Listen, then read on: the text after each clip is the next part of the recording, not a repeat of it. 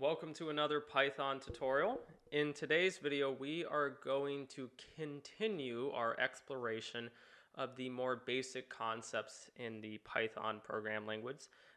In particular, we're going to cover loops. So today's video is broken into two sections. The first section is for loops, and then in the second section, we're going to talk about while loops. And then with each types of these loops, we're going to talk about if statements, and we're also going to talk about the else clause that belongs to both of these types of loops. With that being said, let's jump into it.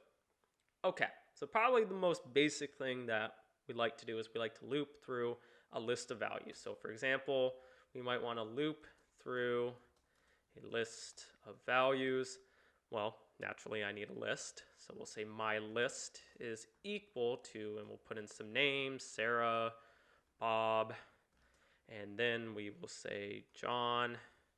Okay, and so we want to now iterate through each element. So we always start our for loops the same. It's for, and then we pass through an iterator, really. It's called item. It can be named anything. It could be X, Y, Sarah, Bob.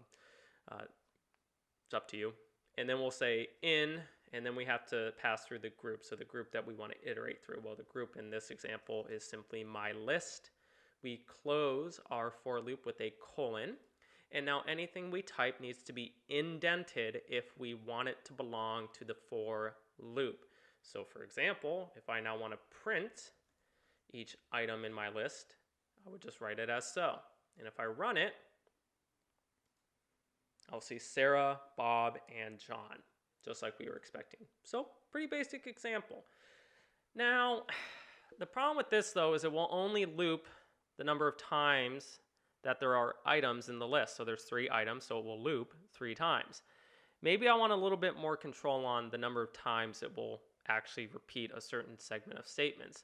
If I wanted to do that, I would probably use the range function. And so with this one, we'll use a loop, but we'll loop through a range of values. And so really all I'm going to do is I'm just going to change the group component. So now I'm going to use the range function, and I just got to pass through a number. And what this will do is it will create a range of numbers from 0 to 9. Not 0 to 10, 0 to 9. The reason why is it's considered 10 elements in that group. And so 0 plus the other 9 is 10 elements. So if I do this one, it will print from 0 to 9, just like we were expecting. Now, I don't have to start at 0 if I so choose. I can start at a different number. I would just have to pass in another parameter, and that's our first parameter. That specifies the starting position in our range of numbers. And then it will go to 9 again. And then so really it's 7 elements. So it's the ending minus the start. That's the number of elements. And with this, we see that it goes from 3 to 9. Now, I don't have to go one right after the other. So maybe I want to do every other loop. Well, in that one, I would just specify a step. And that's our third parameter of our range function. In this case, it's 2, so we'll print every other number from 3 to 10. Well, 3 to 9. 3, 5, and 7. So that's just a basic overview of kind of how we can build a loop. Now, we can also add if statements inside of our loops. So maybe I want to print every odd number in a range of numbers. So in this one, what I'm going to have to do is I'm going to have to first check if it's even. Well, I'll check if the number is even. And what I'm going to do is I'm going to say if item modular 2 is equal to 0, then I know it's even because it doesn't have, well, I know it's even because I know it doesn't have a remainder. So it must be all odd by, the opposite definition. Now with this one, what I'm going to say is, okay, well, if this condition is true, then just simply continue on to the next iteration. And then if it's that, then simply print the item.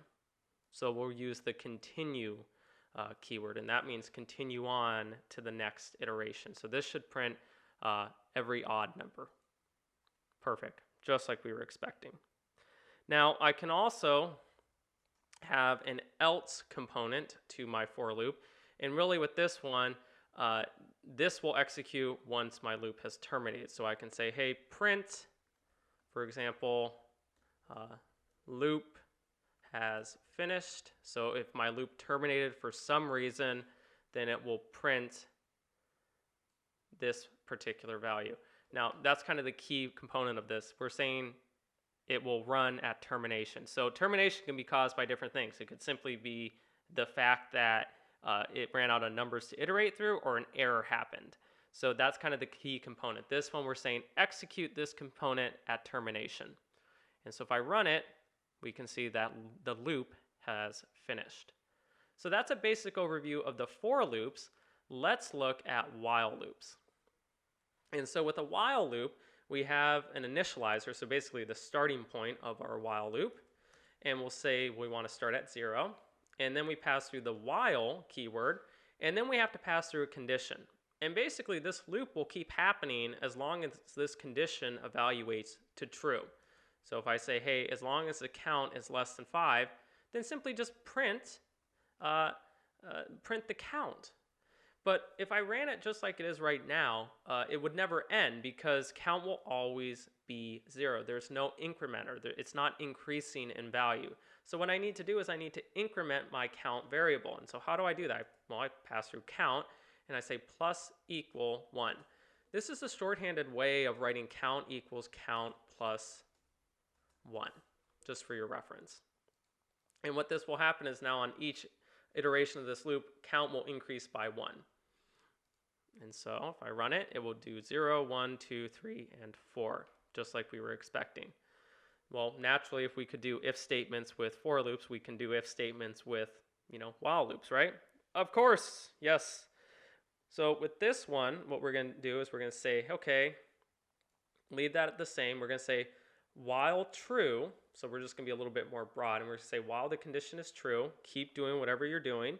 However, now what we're going to do is we're going to say if the count is greater than or equal to 5, then break. In other words, terminate the loop, exit the loop. That's the break keyword. It means terminate, exit.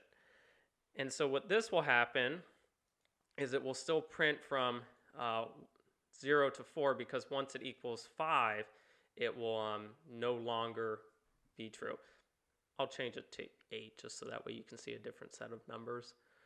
It's still important that we have our iterator here. We still have to include that because otherwise it would just keep going on forever because, again, we would never actually increase the count variable. But we saw with this one, now it went from 0 to 7. Now, obviously, again, we saw with for loops, we can have an else clause. We can also have an else clause with a while loop. So what I'm going to do is I'm going to delete this little section. I'm going to change this to say, again, as long as the count is less than 5, keep going. However, on termination, simply print the while loop has finished running. So again, this component will execute on termination. Termination can be caused by different things, but we're now adding this extra component that says, well, if something goes wrong or as long as it finishes running, then do this set of statements. And so with this one, I will run it again. And now we see that last little component right there saying that you can, you've finished basically the while loop. So that does it for today's video. I tried keeping it simple. I didn't want to go into too many examples just because we'll see this, plenty of times, trust me. We can obviously do more complex loops if you're wondering. We can do nested for loops, nested while loops. Again, those kind of really hold their own situations. So when we encounter those situations, we'll handle them appropriately. But if you have any questions about loops in Python, please make sure to put those questions down in the comments below. Try to get back to you. Also, if you can make sure to like the video, we always appreciate the support. And then also, if you could make sure to subscribe to the channel, and we want to make sure that we're continuing to grow the channel. And also, I just want to make sure you get updates as we release new videos because, we're starting to go into more Python topics and VBA topics. So I just want to make sure you're staying in the loop. But thanks again for watching, guys. We will see you in the next video.